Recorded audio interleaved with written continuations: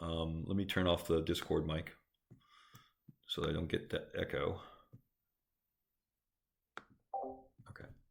So really quick organic modeling demo. First of all, when you're using when you're modeling anything like a character, we typically, if it's alive, right, it's an organic model. We can find a bunch of base meshes in Maya. I'll bet you didn't know where your paint effects live. That's going to be under Generate Get Brush. This will take us to the Content Manager. The Content Manager, if we go up the folder here, you're going to see not only do we have our paint effects brushes, which hopefully at this point you guys are familiar with your paint effects brushes, but if we keep going up, we actually have a collection of base meshes under modeling. So under modeling, we actually have base meshes that we could use to sculpt from.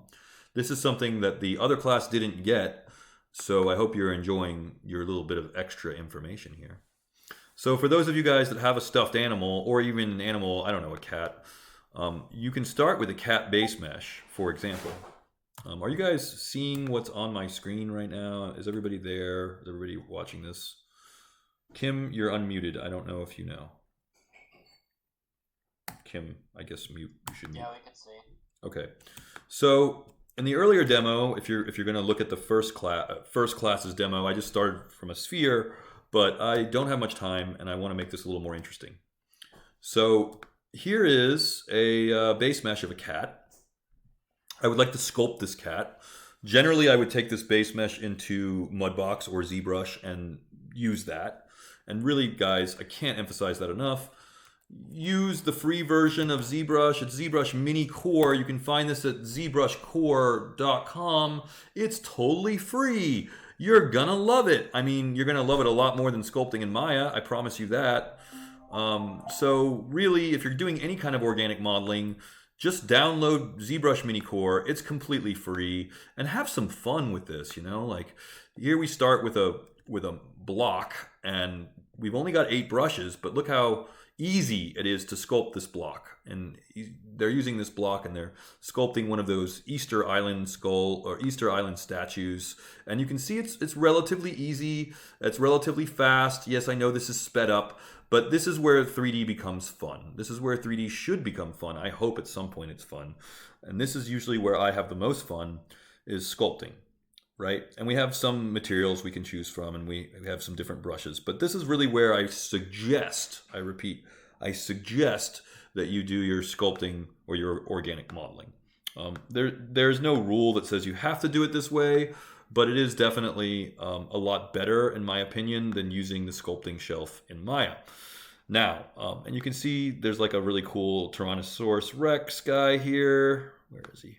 Right here, and that was sculpted with ZBrush Mini Core, and it's free, and you can always bring this into Maya, so you can always export this model into Maya, and this is going to be the most fun, I think, that you have with organic modeling. Maybe you're like an A+ student, and you're like, oh, I want something better than that. Well, you get Mudbox for free. As a VCU student, you get Mudbox as part of your, as the privilege of being a student, I guess. So you could definitely sculpt in Mudbox, and that would be an incredibly powerful tool. ZBrush, unfortunately, is not free, so it's going to take you a while to learn ZBrush, and it's going to take a lot of money to buy ZBrush. I mean, we're talking $700 to $900. I think it's like $900 now, maybe. But they just had a sale. It's down to $720. That's still a lot of money for you guys. I don't expect you to, buy ZBrush. So what are our other options? Well, our other options are the Maya Sculpt Shelf. So we could use this, but I'm sure Caroline at this point is like, can I use ZBrush? And yeah, if you want to use ZBrush, then by all means use ZBrush for organic modeling. If you absolutely refuse to learn ZBrush because of the interface, or you don't want to learn Mudbox because you just don't have the time or whatever, then you could use Maya instead. We have the Sculpting Shelf. It's their kind of lame version of Mudbox built in, but it works. If we double click anything on your toolbar, we can go to symmetry settings and we can turn on symmetry. So if I want to create some eyes, I can go to my symmetry settings and I can turn on Object X, and that's going to allow me to sculpt with symmetry on in Maya. And so then if I go back to my sculpting tool, I should see that it's going to sculpt right on both sides of the head. B is brush size, like that. And if we hold down Control, it's going to allow us to push our eye socket in. If we hold down Shift, then it's going to allow us to smooth, just like if we were in ZBrush or Mudbox. Shift is going to be your smooth or your relax function. I'm basically sculpting in Maya as if I was sculpting in Mudbox or ZBrush. Let's put a nose on this guy. So add a little nose. And then hold down Shift to kind of push it back a little bit. So obviously the more polygons that you have, the more this process is going to work out for you. And you should always kind of smooth as you work. Hold down Shift and smooth back as you work. But like if I want to make a mouth, then it's going to be kind of difficult to do that without more polygons. So you're always faced with this problem of, well, I got to poly smooth again. And you can totally do that, but each time you poly smooth, you're going to get 4 times the density. And very quickly, this is going to start to get more dense than maybe you want it to be. And Maya doesn't really like super high polygon stuff. So you can do this and it will work, but the more you push your polygons, you know, the harder this becomes.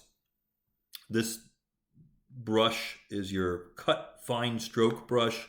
It's like the damn standard brush in ZBrush. And again, you can use this to draw a line, much like the damn standard brush. So if I wanted to make a mouth, this would allow me to make a mouth. That looks terrible, right? So we would change the brush size to make it much smaller. And then this would be kind of the equivalent of drawing a line in 3D. Or cutting a line, I guess you could say. And of course, Shift is going to allow us to smooth stuff back. But you can very obviously see how the more polygons we have, the better our sculpting will be. And this is embarrassingly bad. I'm not afraid to admit that.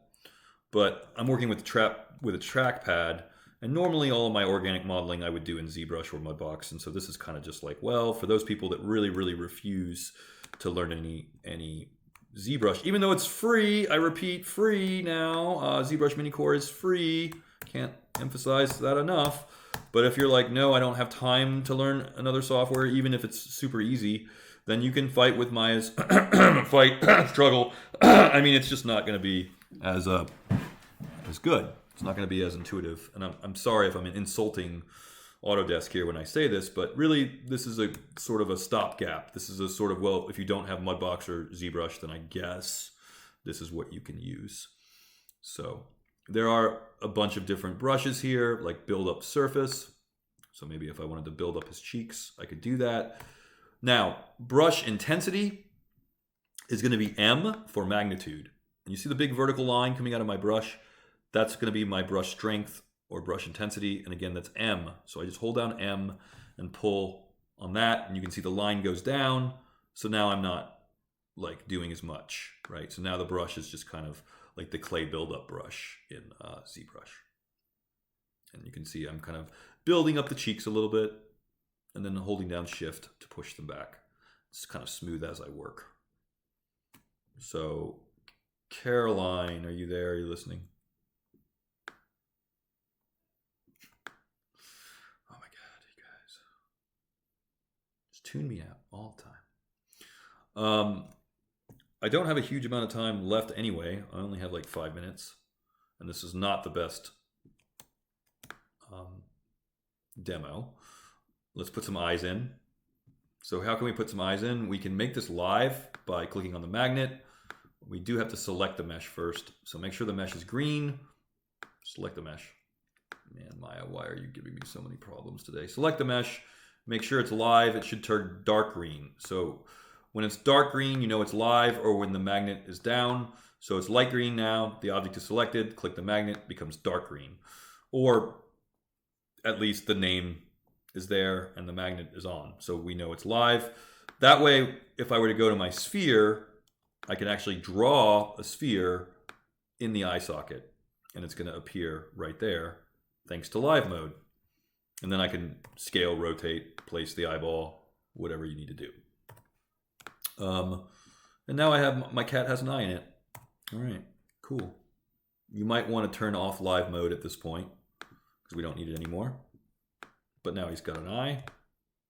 Makes him a little bit more lifelike, and then I'll duplicate this by hitting Control D to duplicate. Or, by the way, we do have a mirror function. That's going to be this icon here. So you can click that, and that's another good way to mirror across the axis. Now I have two eyes with just one click. And we have 5 minutes left in the demo. So this is slightly better than the first demo I did on organic modeling, but still there's a long way to go. We can take this, by the way, into Mudbox or ZBrush by clicking File, Export this as an OBJ or FBX, but OBJ is generally better.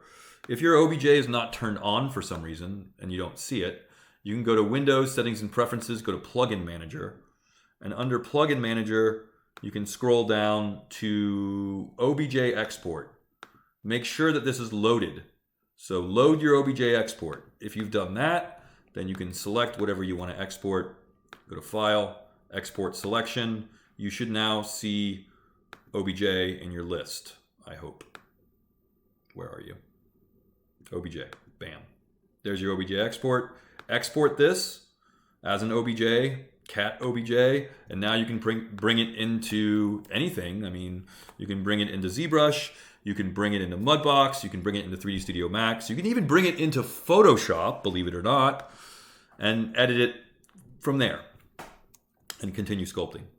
I really kind of want to keep sculpting on this, but we're running into some problems again with the number of polygons we have. So higher number of polygons means I can sculpt more detail, but you should try to get the density of your polygons. Note what just happened. I got a really, really weird effect where everything got really bumpy. So before you start sculpting, I recommend turn up your divisions to the density you think you need and then sculpt. Obviously, more polygons means that your sculpting will work a little bit better. I know this has been a very, very, very brief. Here's your smooth, by the way. So if you want to smooth back your model, that's an icon here. It's the third icon. But remember, you can hold down the Shift button, and Shift will do the same thing as smoothing anyway. So, and this is kind of your cut tool here. But don't forget B is brush size. Don't forget that M is magnitude. Hold down M and drag. You should see the amount of the magnitude in the bottom left corner. So if it's a little bit hard to tell, there's a number now. Let's see, going down. No. Down, down, down, down. There we go. Now my magnitude is going down. You can see the line is coming down as well, but there's also in the bottom left-hand corner a number that's also changing. It's down here if you didn't see it. So M and drag. You can either watch the line or you can watch the number, but that's going to be your brush or sculpting brush intensity. And now I want more magnitude, I think, for this. So a lot more magnitude. Now I can kind of redraw these lines a little bit. Y should repeat the tool, but in this case it doesn't really repeat the sculpting. In ZBrush, the one button will repeat your sculpting. This organic modeling stuff is a whole different class, right? It's like character development, basically. And when you're sculpting, as I keep saying, you want higher poly count to make this work better, because at this low poly count, and I mean I'm at quite a few triangles actually. I'm at 88,000 triangles, so you'd think this would be pretty high poly, but really this is nothing for ZBrush. This is nothing for Mudbox. It just Maya struggles with it because of course Maya is not really built for sculpting as much. They kind of threw this sculpting shelf in because at some point they were going to incorporate Mudbox into Maya, but then they changed their mind, I think, and kept Mudbox a separate product. Don't quote me on that, but I remember there was a few years ago some talk about just simply merging Mudbox into Maya. I really wish they had done that, but they didn't. And so, Mudbox is still a separate package. And if you want to use Mudbox, by all means, you can do that. There's a guy named Ian Spriggs. So that's under IAN, SP, IAN, SP, RIGGS, Ian Spriggs. if you go to his art station, you're going to see this guy's a master of organic modeling, and really has mastered this art form of creating photoreal 3D. We kind of call these digital doubles because they're so photorealistic you can't even tell anymore that it's not a photo. So if you get to this point in your organic modeling, then you can get a job. I mean, this is the kind of work that you can get a job with, right? By the way, the reason I mention Ian Spriggs at this point is because Ian Spriggs uses Mudbox. So I happen to be a ZBrush guy. That's my preferred modeling